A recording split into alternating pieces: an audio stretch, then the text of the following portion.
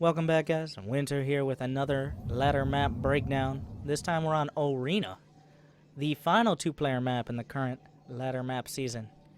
And it is definitely one of the most different two-player maps, even more so than Prion Terraces. So let's kind of break it down to start.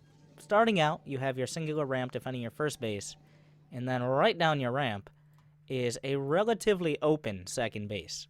Now, this ramp is pretty difficult to wall off, and if you're looking to expand early on, especially as a Terran or Protoss player, you could face a little bit of trouble. This is exacerbated. It's made worse by the fact that you have this bridge here. Right there, creating probably the shortest rush distance of any map in the pool. This means you can get attacked, you can get Zerg rushed by, well, you can get attacked by any race relatively early on. This is the map you got to be the most careful about expanding early, because not only is it difficult to defend your expo just on a normal map, but this bridge makes the connection between your bases very short. Now, the way the map is laid out as well, you are in relatively close air positions, so early drops and attacks in the air also make you vulnerable. So this is definitely the map where you got to be the most comfortable with expanding early and know exactly how you want to do it. Maybe practice walling off or something like that.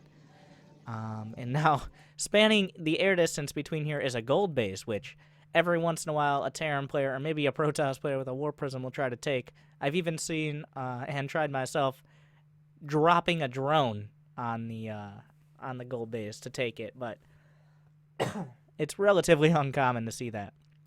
Oh yeah, once again. Now, a few features of this bridge here, because it becomes such a huge part of the early game of most matchups. You can actually wall off this bridge with a single depot or pylon. If you are a Protoss player and you want to make sure that Zerglings cannot get to your base very early, one thing you can do is put a single pylon in this area.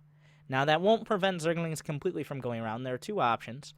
There are some rocks here, which early attacks don't want to be running around to go through rocks. So if you can put a couple pylons down to defend, that can really buy you a lot of time. You just got to realize there is also the option to run all the way around past this gold base, way on the other corner of the map, splitting the difference, where you see actually a lot of hidden bases here. So make sure to keep something on this every once in a while. But the rush distance all the way around past the rocks is actually incredibly far.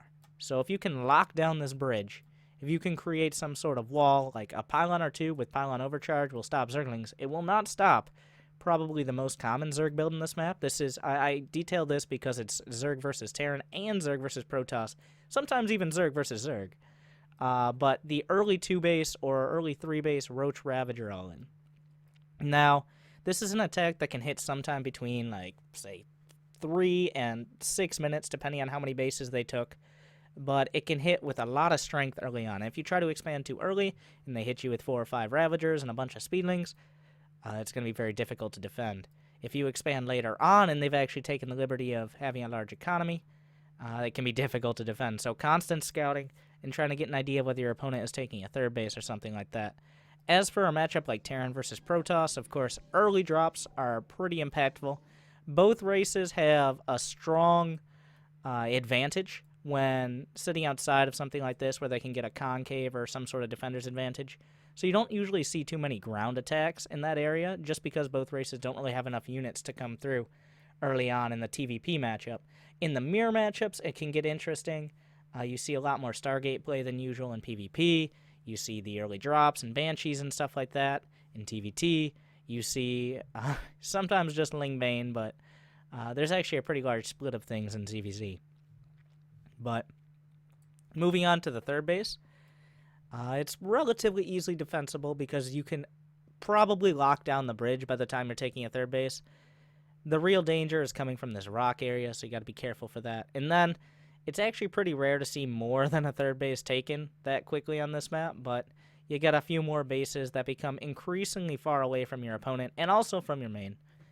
But I actually haven't seen anything go past this fifth base here, because this map is relatively small, and usually you're going at it pretty hard before even 4 bases come up.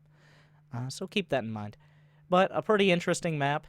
If you can get yourself an early gold base, you're going to be feeling pretty good. But overall, just be careful of those early rushes. Make sure to hold the bridge and overall, well, defend your airspace as well. So thank you guys for watching. Good luck, have fun. Make sure to like, subscribe, and check out the stream. See you next time.